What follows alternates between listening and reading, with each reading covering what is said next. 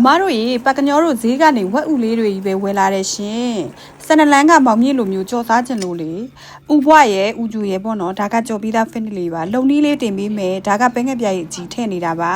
ဇပလင်အမြင့်ရဲ့ဇပလင်ရဲ့နနမေမြင့်ရဲ့ပါပါတယ်ဟင်းချက်အရက်ထည့်နေတာပါခုနကပြီးရင်ရေကန်းပြုတ်မယ်နော်ငွေကောင်းစီလေးနည်းနည်းလေးထည့်ပါမယ်ရေခမ်းပြီဆိုလို့ရှိရင်ပကညောက air fryer နဲ့ကြော်လိုက်တယ်ရှင်ဒီတစ်ခါတော့စီတွေအများနဲ့ deep fry ကြော်ခြင်းလည်းရပါတယ်အတွင်းလေးကအီအီလေးနဲ့ပြန်ကျွတ်လေးနဲ့ဝက်ဥကြော်လေးရပါပြီပကညောကတော့အများကြီးဖြစ်နေတော့